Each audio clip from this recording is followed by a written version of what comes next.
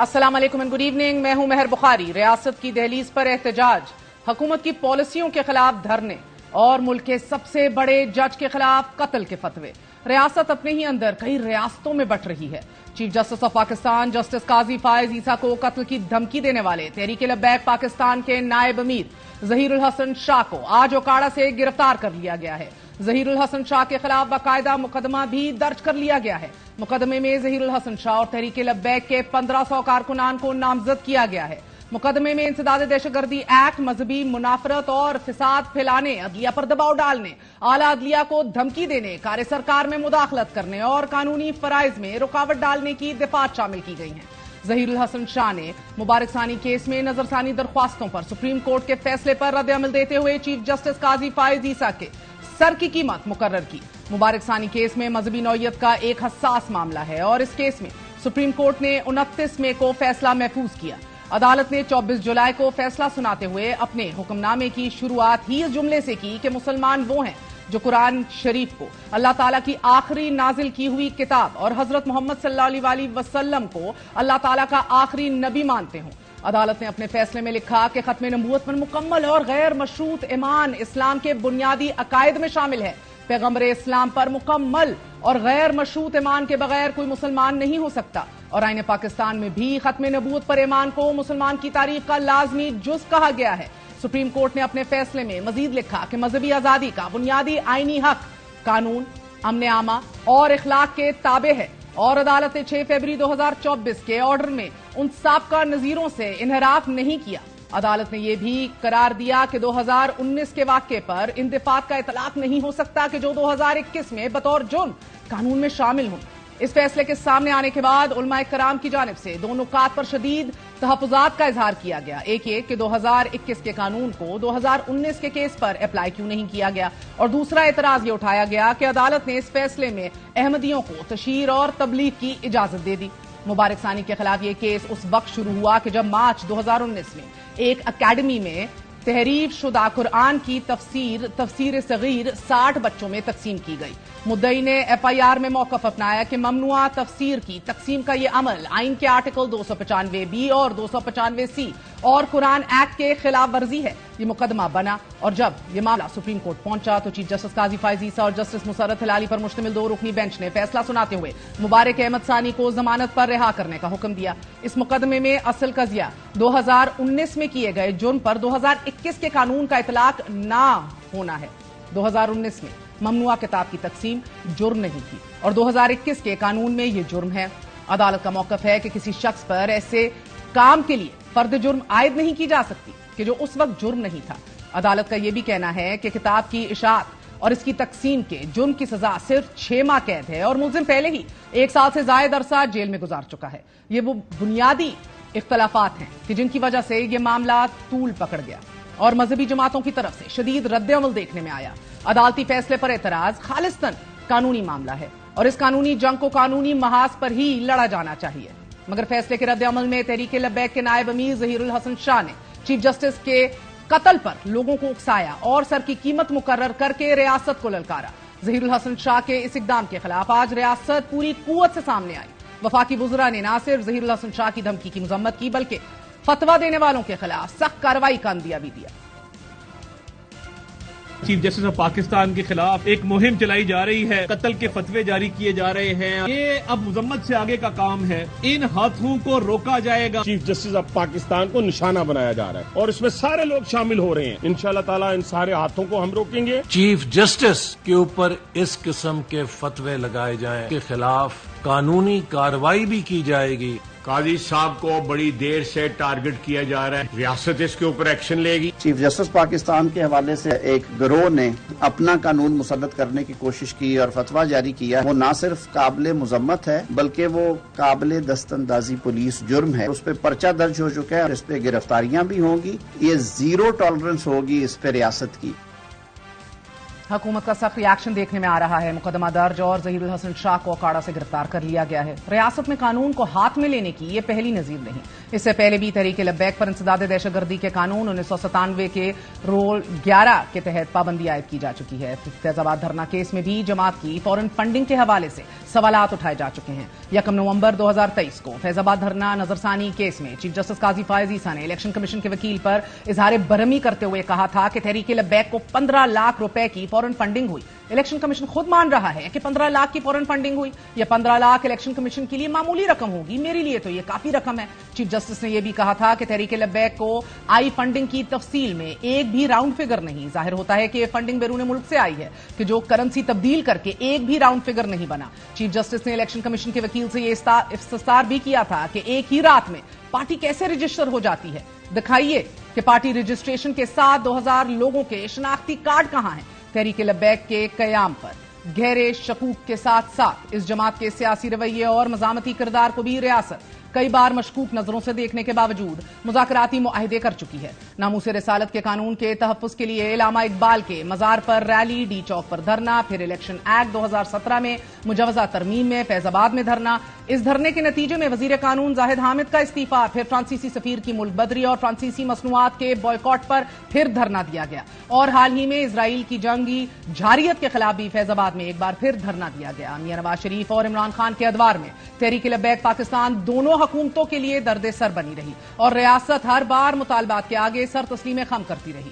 اس مزاحمتی رویے کے ساتھ the political power that Tehreek Labbaik Pakistan yields is also unto itself a big reality۔ Tehreek Labbaik 2018 کے الیکشن میں ملک کی 5ویں اور صوبہ پنجاب کی تیسری بڑی سیاسی جماعت کے طور پر سامنے آئی۔ 2018 کے الیکشن میں تحریک لبیک پاکستان نے 23 لاکھ ووٹ لے کر سیاسی میدان میں ہلچل مچا دی۔ پھر 2024 کے حالیہ انتخابات میں تحریک لبیک پاکستان کے ووٹ بینک میں 5 لاکھ ووٹوں کا اضافہ ہوا اور یہ 28,89,000 ووٹ لے گئی۔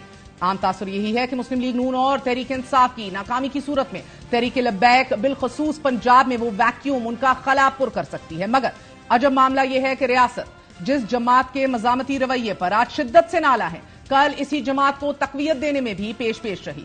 ماضی میں جنرل قمر جاوید باجوہ کے دور میں ایک بڑی نشست صحافیوں کے ساتھ لگائی گئی۔ اس نشست کے دوران ملک کے نامور صحافیوں کو یہ بتایا گیا کہ تحریک لبیک پاکستان کو مین سٹریم میں لانا ہے، مگر جب صحافی یہی سوال لے کر اس وقت کے وزیر اعظم عمران خان کے پاس پہنچے تو عمران خان نے 2 ٹوک الفاظ میں جواب دیا کہ ہمیں اس جماعت کو پروموٹ کرنے کی بجائے اس کے خلاف ایکشن لینا ہوگا۔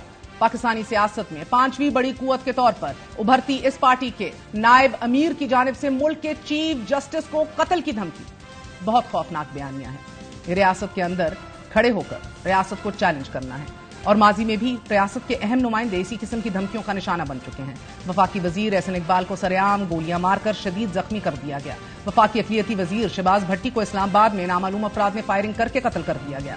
سیالکوٹ میں سری لنکن فیکٹری مینیجر کو توہین مذہب کے الزام میں قتل کیا گیا۔ ریاست کے دامن پر اس نوعیت کے سینکڑوں داغ ہیں کہ عدالتوں، قانون اور آئین کے ہوتے ہوئے سینکڑوں لوگ غیر ذمہ دارانہ رویوں اور فتووں کی بھینٹ چڑھ گئے۔ خیبر پختونخوا کے ضلع کرم میں بھی گزشتہ 6 دن سے مذہبی اور فرقہ وارانہ تنازع پر 60 کے قریب شہریوں کو قتل اور 180 افراد کو زخمی کر دیا گیا ہے۔ 2 قبائل کے درمیان زمین کے تنازع سے شروع ہونے والا تصادم مذہبی رنگ اختیار کر گیا ہے اور اس کی آڑ میں 60 لوگوں کو بھون دیا گیا۔ دونوں قبائل کی جانب سے ایک دوسرے پر جدید اسلحے اور میزائل فائر کیے جا رہے ہیں اور پارا چنار کی مرکزی شاہراہ آمد و رفت کے لیے بند ہے۔ مذہب جیسے حساس معاملے کو لے کر ریاست ایک ایسے بارود پر کھڑی ہے جہاں معمولی سی لرزش اور ذرا سی لاپرواہی پورے ملک کو راکھ کا ڈھیر بنا سکتی ہے، اور ایسی فضا میں ایک سیاسی پارٹی کے نائب امیر کی جانب سے قتل کے فتوے ریاست کے سامنے سب سے بڑا سوالیہ نشان بن کر کھڑے ہیں۔ ہمارے ساتھ موجود ہیں اس حوالے سے بات کرنے کے لیے مولانا طاہر اشرفی، چیئرمین پاکستان علماء کونسل۔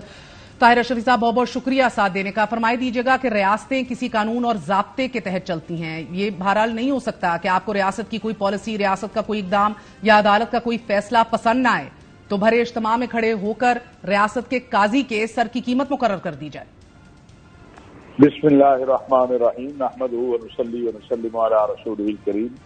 بالکل آپ نے درست کہا ہے، سپریم کورٹ کا جو فیصلہ آیا ہے اس پر ضرور تحفظات بھی ہیں، اس سے اختلاف بھی ہے، اور ماضی میں بھی بڑی بڑی جماعتوں نے جو سپریم کورٹ کے فیصلے ہیں اس سے اختلاف کیا ہے، لیکن یہ جو طرز عمل ہے یہ کسی صورت درست نہیں ہے۔ اور دوسرا میں یہ واضح کرنا چاہتا ہوں کہ پوری دنیا میں علماء اسلام اس بات پر متفق ہیں کہ کسی بھی شخص کے قتل کا فتویٰ یا کسی بھی شخص کے سر کی قیمت یہ ریاست کی ذمہ داری ہے. ریاست اس کے اسباب دیکھے گی، اس کا جرم دیکھے گی، اس کی وجوہات دیکھے گی. کہ کوئی فرد کھڑا ہو کے دوسرے فرد کے سر کی قیمت لگا دے، اس کے قتل کا فتویٰ جاری کر دے. اور فتویٰ تو مفتی جاری کر سکتا ہے، فتویٰ تو کوئی عام مولوی صاحب جو درس نظامی سے فارغ ہو یا کسی مسجد کا امام خطیب ہو یا کسی درگاہ کا کے پیر صاحب ہوں، وہ بھی جاری کرنے کا حق نہیں رکھتے ہیں. تو میں سمجھتا ہوں یہ بہت بڑی زیادتی ہے. اور بالخصوص میں یہ بات کہنا چاہتا ہوں کہ عقیدہ ختم نبوت کے حوالے سے جتنی بھی جدوجہد ہے وہ پرامن جدوجہد ہے، قانون اور آئین کے دائرے میں ہے. آج تک کبھی بھی اکابرین جو علماء ہیں ان میں سے کسی نے اس طرح کا نہ کوئی فتویٰ دیا ہے، نہ کوئی اس طرح کی بات کی ہے. تو یہ ایک بہرحال ناقابل قبول بات ہے جسے قبول نہیں کیا مگر طاہر رشید صاحب یہ فرمائی دیجیے گا کہ ڈنڈا یا بندوق اٹھانا، ریاست پر چڑھ دوڑنا اتنا آسان کیوں ہو گیا ہے؟ ہاں، اگر فیصلہ منظور نہیں، پبلک ڈومین میں ہے فیصلہ، بالکل چیلنج کیا جائے، پرامن احتجاج کیا جائے، عدالت کا بار بار دروازہ کھٹکھٹایا جائے، لیکن ریاستی قانون کا گلا دبوچنے کا جو اختیار ہے وہ اتنا معمولی اور اتنا آسان ہو چکا ہے. بہرحال ایک آزاد ریاست میں یہ اختیار اپنے پاس رکھنا اتنا آسان کیوں محسوس ہو رہا ہے؟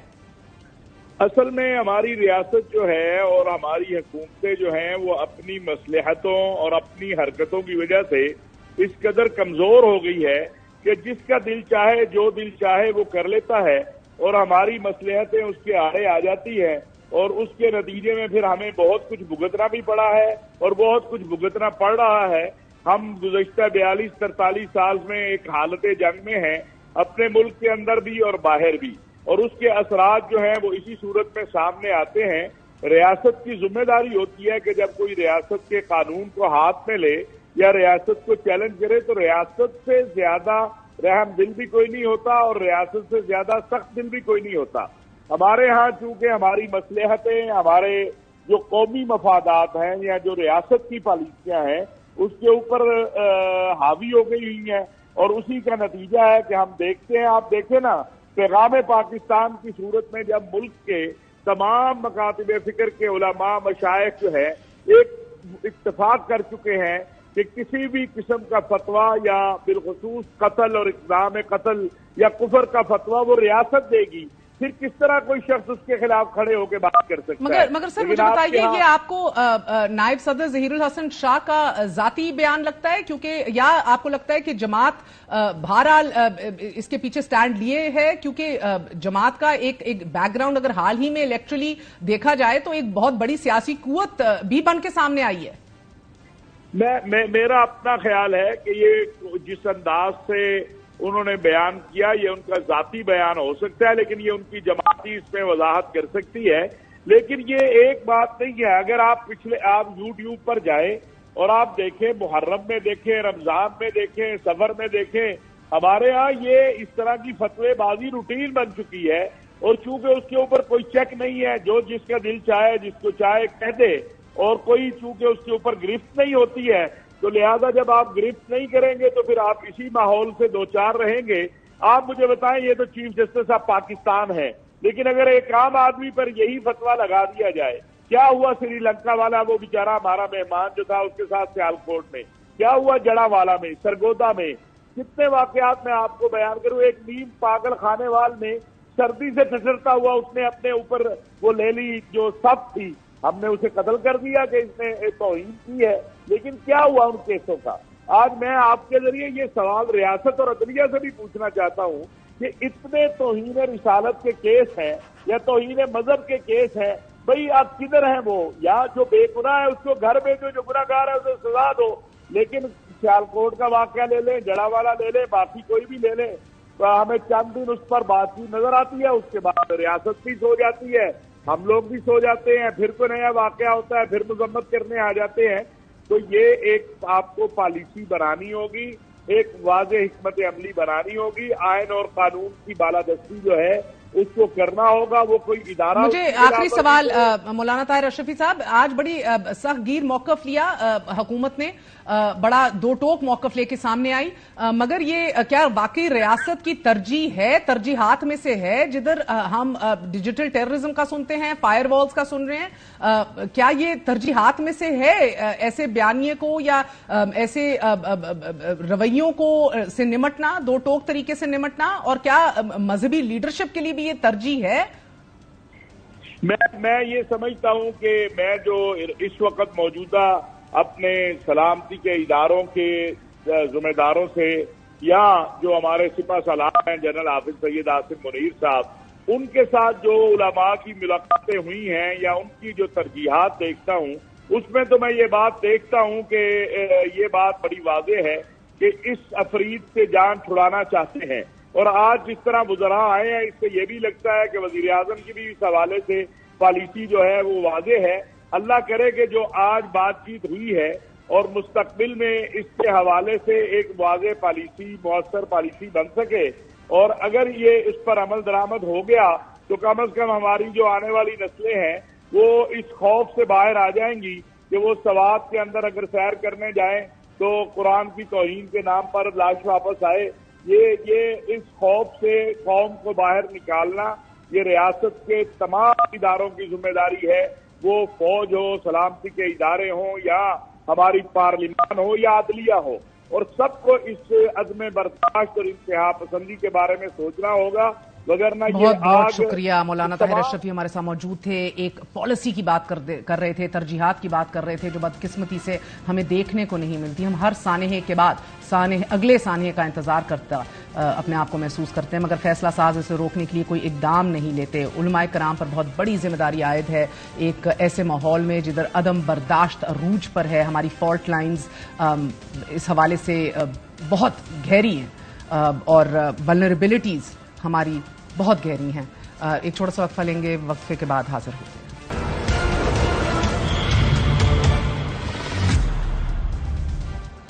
نیوٹرل ہونے کا مطالبہ, خوشگوار تعلقات کا وعدہ, پیدا ہونے والی غلط فہمیوں پر وضاحت, تحریک انصاف کے رویے میں بلا کی لچک, مگر مذاکرات کی حکومتی پیشکش پر صاف انکار.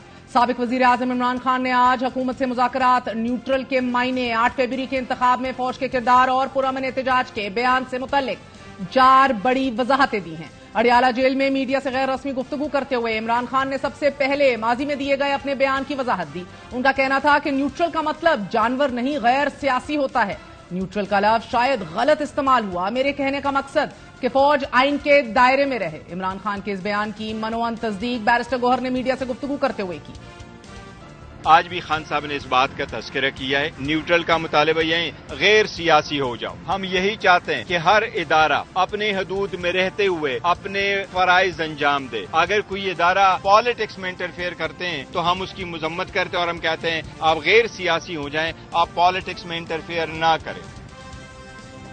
دوسری جانب دھرنے, احتجاج, مطالبات, نفرت گھولتے فتوے, وفاقی کابینہ سے پہلے استعفے کی بازگشت. گویا حکومت مخالف بنتے سیاسی اور داخلی بیانیے سیاست میں پیدا ہونے والا ہیجانی کیفیت میں ایک بار پھر مقبولیت اور قبولیت کے تذکرے ہیں.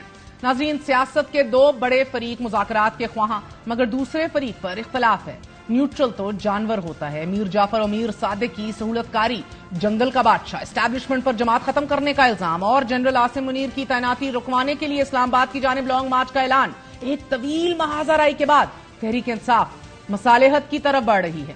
گزشتہ 3 دنوں میں جماعت کی جانب سے بار بار نیوٹرالٹی کا مطالبہ کیا جا رہا ہے. اب کی بار لفظ نیوٹرل کے معنی بھی بدل چکے ہیں. عمران خان نے چیف عوامی اسٹاف کے نام یہ پیغام دیا ہے کہ وہ نیوٹرل ہو جائیں.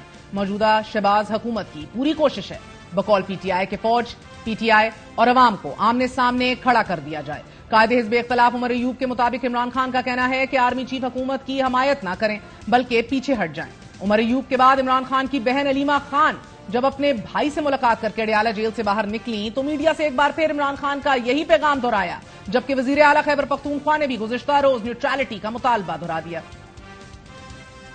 عمران خان نے جنرل عاصم کو ایک پیغام بھیجا ہے کہ ہم آپ سے صرف ریکویسٹ کر سکتے ہیں ملک کے خاطر آپ نیوٹرل ہو جائیں. آپ نیوٹرل ہوں گے, اس ملک کو چلنے دیں, اس کو اپنا ملک سنوار دیں, اپنے آپ کو سنوارنے دیں. واضح پیغام دیا تھا جنرل آصف منیر کو کہ ان کی اس رجیم کے ساتھ یہ بیکنگ جو یہ رجیم اس وقت چل رہی ہے فارم 47 کی, ان کی ٹوٹل کوشش یہ ہے کہ فوج اور عوام آمنے سامنے ہو اور یہ نقصان پاکستان کو ہوگا. میری اداروں سے ریکویسٹ ہے کہ آپ نیوٹرل ہو جائیں, ان کے ساتھ رہ کے یہ نحوست کا لان تان آپ پہ آ رہا ہے, لوگ آپ سے گلہ کر رہے ہیں کیونکہ لوگ یہ سمجھ رہے ہیں ان کو لانے والے آپ ہیں, ان سے اپنے آپ کو ڈس انگیج کرو ورنہ مزید نفرتیں آپ کے خلاف پھیل رہی ہیں.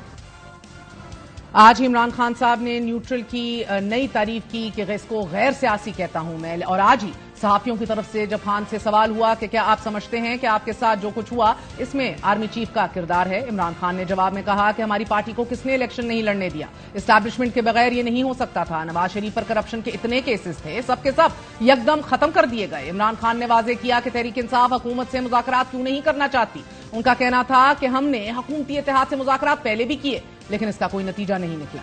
یہ ہمارے ساتھ جو کچھ بھی کر رہے ہیں اس کا ہمیں نقصان نہیں, ہماری جماعت کو فائدہ ہو رہا ہے. عمران خان نے 9 مئی سے قبل جی ایچ کیو کے باہر احتجاجی مظاہرے کی پرامن کال کے بیان پر بھی وضاحت دی ہے. ان کا کہنا ہے کہ میرے بیان کو ایسے پیش کیا گیا جیسے میں نے 9 مئی واقعات کا اعتراف جرم کر لیا ہو. جی ایچ کیو کے باہر پرامن احتجاج سے متعلق میں نے 3 ویلاگز بھی کیے ہیں. پولیس تفتیش میں بھی جی ایچ کیو کے باہر پرامن احتجاج کا کہہ چکا ہوں. میرے پاس ثبوت ہیں کہ 18 مارچ کو مجھے قتل کیا جانا تھا. میں نے پارٹی کو کہا تھا کہ اگر فوج اور رینجرز مجھے گرفتار کریں تو آپ نے جی ایچ کیو اور کنٹونمنٹ کے باہر جا کر پرامن احتجاج کرنا ہے. صحافی نے سوال کیا کہ آپ کہتے ہیں کہ پرامن احتجاج کی کال دی تھی لیکن 9 مئی کو پرامن احتجاج تو ہوا نہیں. احتجاج پرامن اس لیے نہیں ہوا, ان کا پہلے سے یہ پلان تھا. سی سی ٹی وی فوٹیجز اس لیے سامنے نہیں لا رہے کیونکہ ہمارے لوگ سی سی ٹی وی فوٹیجز میں موجود نہیں. ناظرین, عمران خان کا کہنا تھا کہ 9 مئی کی سی سی ٹی وی فوٹیجز چوری کر لی گئی ہیں, چوری ہونے پر عدالت جاؤں گا. میں خود رینجرز کے خلاف کیس کر رہا ہوں کہ کس طرح سابق وزیر اعظم کو ہائی کورٹ کے احاطے سے اغوا کر لیا گیا, کس نے رینجرز کو آرڈر دیا تھا کہ مجھے گرفتار کریں, کس نے پارٹی چیئرمین کو ڈنڈے مارنے کا حکم دیا تھا. جن کی کوشش ہے کہ فوج اور تحریک انصاف میں تصادم ہو, کیا وہی اس معاملے کی تفتیش کریں گے؟ تفتیش کے لیے جوڈیشل کمیشن بنایا جائے. حکومت کو تحریک انصاف کا خوف ہے, وہ چاہتے ہیں کہ تحریک انصاف کو فوج کے ذریعے ختم کیا جائے. حالیہ بجٹ کے بعد حکومت کی ساکھ ختم ہو چکی ہے. خدا کا واسطہ ہے عوام کی آواز کو ڈیجیٹل دہشت گردی سے نہ جوڑا جائے. فوج اگر فارم 47 کی حکومت کے ساتھ کھڑی ہوگی تو اس کی ساکھ متاثر ہوگی. عمران خان کا کہنا تھا کہ تحریک انصاف کو اسلام آباد میں جلسے کی اجازت نہ ملنے پر فیصلہ کیا ہے. 5 اگست کو سوابی میں بڑا پاور شو کریں گے. ایک طرف تحریک انصاف مصالحت, مفاہمت, نرمی کا نیا بیانیہ لے کر سیاست کی ترجیحات ترتیب دے رہی ہے, دوسری جانب مخصوص نشستوں کے عدالتی فیصلے کو مسترد کرتے ہوئے احتجاج کی کال پر دفاع 144 کا نفاذ, جماعت پر پابندی, سیاسی جماعت کو دہشت گرد جماعت کا لقب, حکومت تحریک انصاف کو مذاکرات کی دعوت دے رہی ہے. کل تک تو تحریک انصاف ایک تذبذب کی کیفیت میں دکھائی دے رہی تھی کہ مفاہمت سیاسی بقا کا راستہ ہے یا پھر مزاحمت, what is the best strategy. لیکن آج حکومت اس ہیجان میں برابر مبتلا دکھائی دے رہی ہے کہ جماعت پر سیاست کے دروازے بند کر دیے جائیں یا پھر مذاکرات کے دروازے کھول دیے جائیں. سیاست کا ایک خلاصہ یہ ہے اور ایک تجزیہ یہ ہے کہ مقبولیت والوں کو قبولیت والوں کو راستہ دینا پڑے گا, مگر کس قیمت پر؟ کیا عوام میں سب سے مقبول جماعت کو اس بات کا ادراک ہے کہ قبولیت کے معیار پر پورا اترنا آج بھی اتنا ہی ضروری ہے کہ جتنا کل تھا؟ اور کیا قبولیت پانے والی سیاسی جماعتیں بھی یہ ادراک رکھتی ہیں کہ قبولیت آج بھی اتنی ہی عارضی ہے کہ جتنی کل تھی؟ یہ سانپ سیڑھی کا کھیل ہماری سیاست کا تعارف ہے. انفارچونیٹلی بس پری کیمپ کا ادراک ضروری ہے. ناظرین, پاکستان اور بھارت کے مابین کارگل کی جنگ کے 25 برس مکمل ہونے کے حوالے سے منعقدہ ایک تقریب سے خطاب کرتے ہوئے بھارتی وزیر اعظم نریندر مودی بھی یہ باتیں سمجھ چکے ہیں. ان کا کہنا تھا کہ پاکستان نے اپنی تاریخ سے اب بھی کچھ نہیں سیکھا.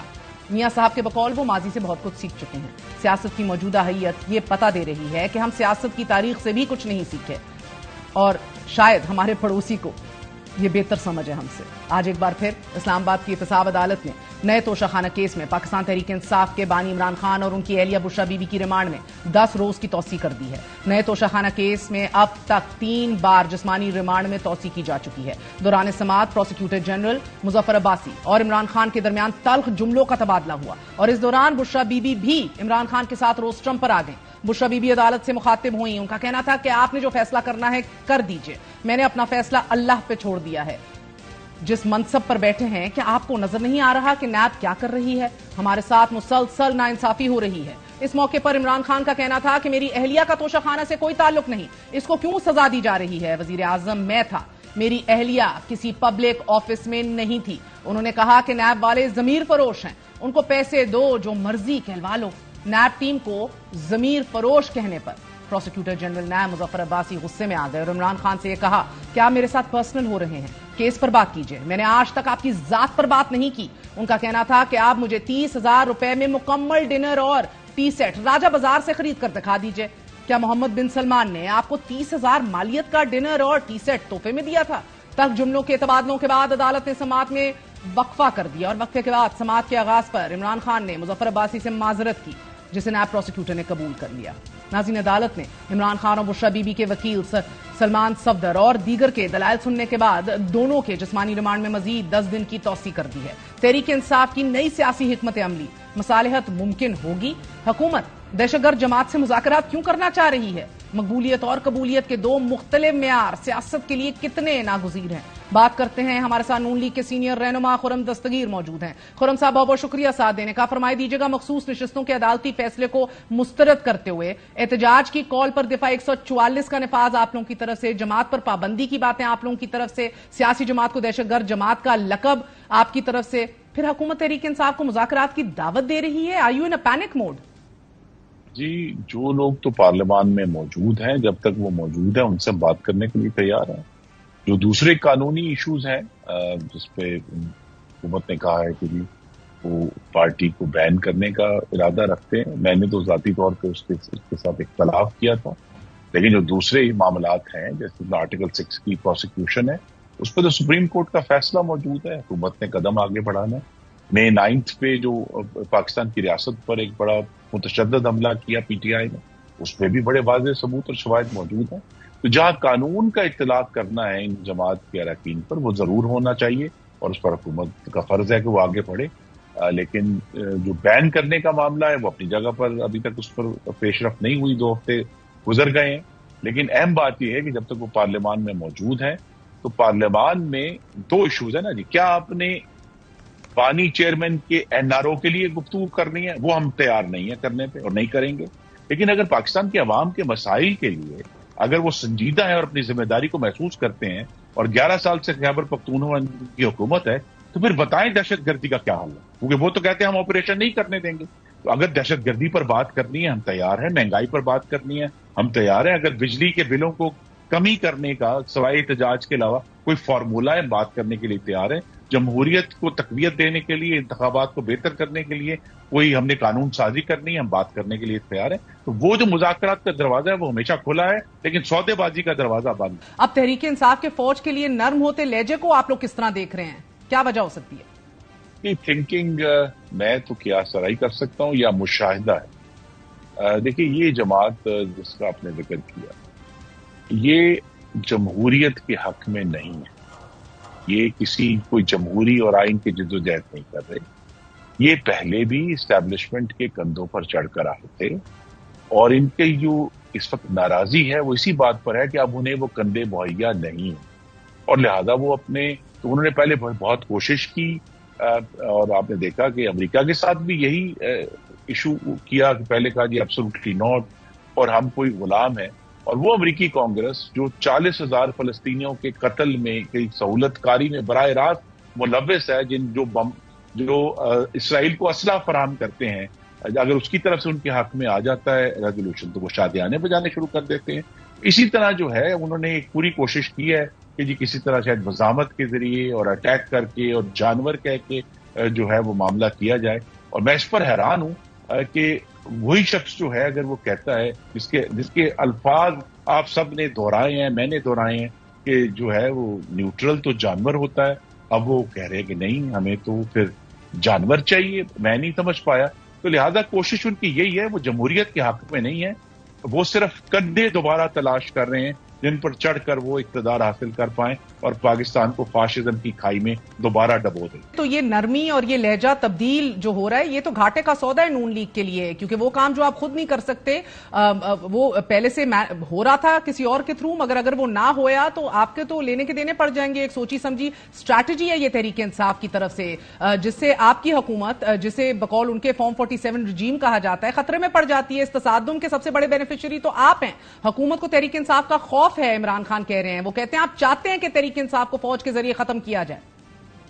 جی دیکھیے، چاہے یہ مخصوص نشستوں کا معاملہ ہو، پاکستان کی جو اس وقت وفاقی حکومت ہے، مسلم لیگ نون، پاکستان پیپلز پارٹی اور MQM پر مشتمل ہے، وہ تو ان ریزرو سیٹوں کی کسی طرح بھی مرہون منت نہیں ہے. ہمارے پاس اپنی میجورٹی ہے، تو لہٰذا اگر قومی اسمبلی میں کوئی تبدیلی آنی ہے یا اسٹیبلشمنٹ نے کوئی فیصلہ کرنا ہے تو ہم اگر کوئی ہوگا تو ہم اس کا سامنا کریں گے. ہم نے پہلے بھی سامنا کیا ہے. لیکن میں پھر دوہرا دوں گا کہ اس وقت کی جو بانی چیئرمین کی جماعت جو ہے وہ جمہوریت کی جنگ نہیں لڑ رہے، وہ صرف اقتدار کی جنگ لڑ رہے ہیں. انہوں نے ایک سیڑھی آزمائی، پہلے اینٹی امریکہ سیڑھی آزمائی، وہ ٹوٹ گئی، تو پھر انہوں نے کہا جی مائی باپ امریکہ بہت اچھا ہے. اب انہوں نے ایک اور سیڑھی آزمائی، مزاحمت کی، اب وہ بھی ٹوٹ گئی ہے، تو اب وہ دوبارہ مفاہمت کی طرف آ گئے. حکومت اپنا کام جاری رکھے گی، فیصلے جس نے جو کرنے ہیں وہ کر رہے ہیں. سر مگر آپ نے سوال کا جواب نہیں دیا. As a beneficiary of this whole situation ایک تشویش تو ہے. اب تحریک انصاف نے ملک گیر احتجاج کی کال بھی دے دی ہے، 5 اگست کو دی ہے، اور گلا ہے کہ MNAs کو اٹھایا جا رہا ہے ان کا، اور اینٹی کرپشن باڈیز کے سامنے پیش کر دیا جاتا ہے. اب یہ چھاپ جو آپ پہ لگ گئی ہے کہ آپ فارم 47 رجیم ہیں، کہ ایجنسیاں متحرک ہیں، ان کے خلاف کریک ڈاؤن ہو رہا ہے، اس چھاپ اور ان سوالوں کا جواب تو آپ دہائیوں تک نہیں دے سکیں گے خرم صاحب. دیکھیے، یہ اسی طرح کا پروپیگنڈا ہے جس طرح جب انتخابات کے کاغذ داخل ہو رہے تھے تو شور ڈال دیا کہ ہمیں کاغذ نہیں داخل کرنے دیے جا رہے، ہمارے کاغذ چھین لیے گئے. اور جب کاغذ داخل ہو گئے تو اسی جماعت نے دعویٰ کیا کہ ہم نے پاکستان کی تاریخ کے سب سے زیادہ کاغذات نامزدگی، اور اگر مجھے نمبر یاد ہے 2425 کاغذات داخل کیے. تو لہذا یہ ان کا شور ہوگا، جاری رہے گا. اور کل قومی اسمبلی کا اجلاس ہے، آپ دیکھیں گی کہ وہاں اراکین اسمبلی موجود ہوں گے، اور اگر وہ دوبارہ شور کرنا چاہتے ہیں جس طرح انہوں نے بجٹ کے دوران کیا تو وہ بات کریں. لیکن حکومت کا فوکس جہاں ہم اس اپوزیشن کے فساد کی اور فاشزم کی مزاحمت کرتے رہیں گے، لیکن فوکس تو پاکستان کے عوام کی خدمت پر ہے جس کے لیے انہوں نے ہمیں منتخب کیا. خرم صاحب، تحریک انصاف الیکشن ٹرائیبیونل سے اپنے حق میں فیصلے آنے کی امید کر رہی ہے، اور بڑی پر امید ہے کہ دسمبر میں اقتدار بھی آئے گا. نئے الیکشنز کی نہ صرف توقع ہے، بٹ عمران خان کہہ چکے ہیں کہ کمر کس لی جائے، تیاری پکڑی جائے. کیا حکومت ان توقعات کے حوالے سے اپنے آپ کو خوفزدہ محسوس کر رہی ہے؟ جی نہیں، خطرہ تو سب سے بڑا یہ ہے کہ پاکستان میں مہنگائی دوبارہ بڑھنا شروع ہو جائے گی، اور خاص طور پہ اشیاء خورد و نوش کی مہنگائی میں جو بہت واضح کمی آئی ہے الحمدللہ، قیمتیں رک گئی ہیں کھانے پینے کی، اس میں اگر دوبارہ کوئی بوسٹ آتا ہے تو تیل کی قیمت بڑھنے کا زیادہ بڑا اندیشہ ہے ہمیں، جس سے پاکستان میں مہنگائی کو ایک نیا بوسٹ ملے گا. تو زیادہ خطرہ جو پرفارمنس کے ایشوز ہیں اس کے اوپر ہے. زیادہ خطرہ اس بات پر ہے کہ ہم وقت پر دیامیر بھاشا اور داسو ڈیم مکمل نہیں کر پائیں گے، وہ زیادہ فوکس ہے. یہ جو ایشوز ہیں وہ انہوں نے نیا پروپیگنڈا وہ کرتے ہیں، ہر روز ایک نئی اختراع لے آتے ہیں کہ جی دسمبر میں کچھ ہوگا یا چیف جسٹس کی تبدیلی سے کچھ ہو جائے گا. یہ سب معاملات ایسے ہیں جو حکومت کے سامنے ہیں اور جو لوگ ان کے ذمہ دار ہیں اس کو دیکھ رہے ہیں، لیکن ان کا ہم مزاحمت کریں گے. جو زیادہ ضرورت ہے، جو میں سمجھتا ہوں اپنی جماعت کے اوپر ہونے سے، کہ جماعت نے جو سیاسی ریسپانس دینا ہے اس میں کچھ ضرور خلا موجود ہے اور اس کو پر کرنا چاہیے. سر، نواز شریف صاحب کا کیا سٹیٹس ہے؟ تاحیات قائد اور صدر آپ کے لگتا ہے تاحیات خاموشی اختیار کر چکے ہیں؟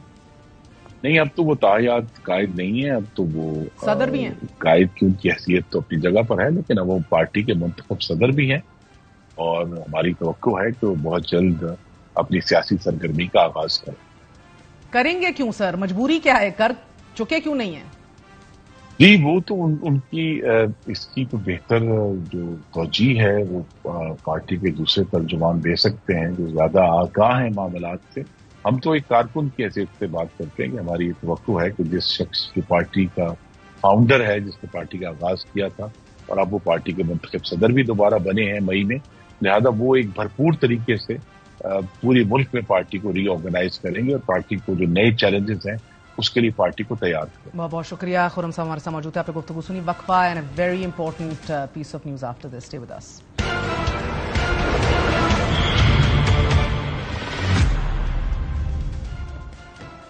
اسٹیٹ بینک کی مانیٹری پالیسی کمیٹی نے مسلسل دوسری مرتبہ بنیادی پالیسی ریٹ میں 120 پوائنٹس کمی کر دی ہے، جس کے بعد شرح سود 19.5% کی سطح پر آ گیا ہے. اور انہی توقعات کے بعد پاکستان اسٹاک ایکسچینج میں گزشتہ ہفتے کے دوران جاری رہنے والی ایک بار پھر تیزی دیکھی گئی ہے. یہ سب کچھ ایک ایسے وقت میں ہو رہا ہے کہ جب راولپنڈی میں جماعت اسلامی بجلی قیمتوں کے خلاف دھرنا دیے بیٹھی ہے. بجلی بلوں میں اضافے کے بعد 3 افراد خودکشی کر چکے ہیں. گوادر میں احتجاج جاری ہے اور پارا چنار میں 2 فریقین کے درمیان کشیدگی اس حد تک بڑھ چکی ہے کہ دونوں اطراف کے 5 درجن سے زائد لوگ ہلاک ہو چکے ہیں. اور ایسے میں حکومت جو کہ معاشی اور سیاسی میدان میں اپنی بقا کی جنگ لڑ رہی ہے، اس کو فقط 5 ماہ میں سیاسی، معاشی اور داخلی چیلنجز کا سامنا ہے. آج مانیٹری پالیسی کمیٹی کی جانب سے شرح سود کم کرنے کی وجوہات بیان کرتے ہوئے یہ کہا گیا کہ جون 2024 میں افراط زر کی شرح توقع سے قدرے بہتر رہی اور رواں مالی سال کے بجٹ اقدامات افراط زر کے اثرات بھی توقعات کے عین مطابق رہے. بیرونی کھاتوں میں بہتری کا سلسلہ جاری ہے. قرضوں اور دیگر واجبات کی خاطر خواہ ادائیگیوں کے باوجود اسٹیٹ بینک آف پاکستان کے زر مبادلہ کے ذخائر میں بھی اضافہ ہو رہا ہے. اور اسی پیش رفت کو مد نظر رکھتے ہوئے کمیٹی نے یہ فیصلہ کیا ہے کہ چونکہ افراط زر کا دباؤ قابو میں ہے، تو ایسے میں معاشی سرگرمیوں کو سہارا دینے کے لیے پالیسی ریٹ کو مزید کم کرنے کی گنجائش موجود ہے.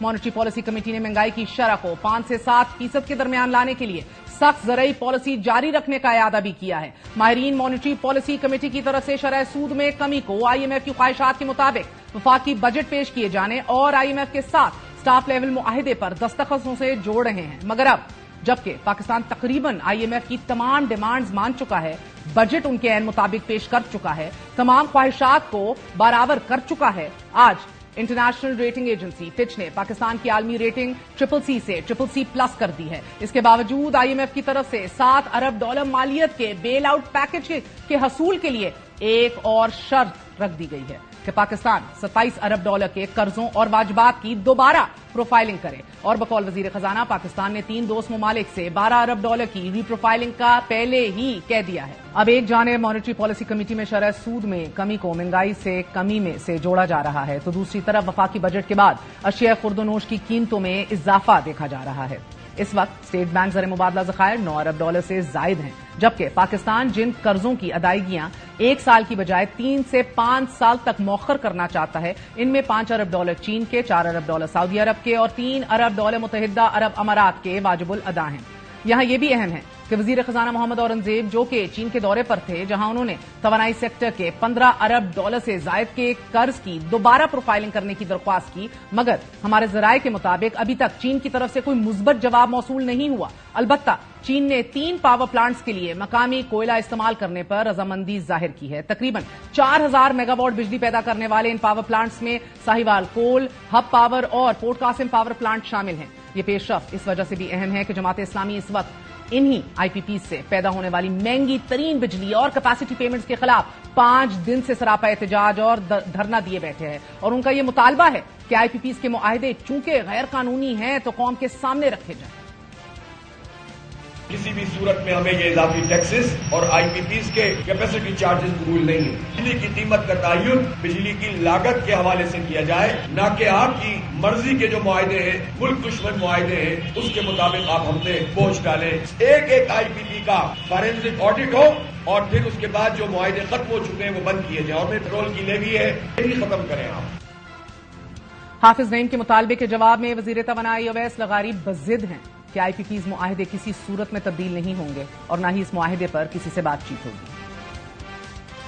ہم یونینیمسلی کسی کانٹریکٹ سے دھکا مار کے ریکارڈ ایک کی طرح $900 ملین کے فائن نہیں پے کر سکتے. یہ پلینگ ٹو دا گیلریز میں بڑا آسان لگتا ہے، اس کو نکال دو، اس کو نکال دو. کوئی ہمارا ان کے ساتھ نہ بات چیت ہوئی ہے اور نہ کسی اور پلانٹ والے کے ساتھ بات چیت ہوئی ہے جن کے ساتھ ہماری اگریمنٹس ہیں. ہم لوگ پورے سیکٹر کو اسٹڈی کر کے اور ایک ہی دفعہ انشاءاللہ بات ضرور کریں گے، لیکن بہت ریسپانسبلی کریں گے جہاں ون ون سچویشن میں دونوں کے فائدہ ہوگا.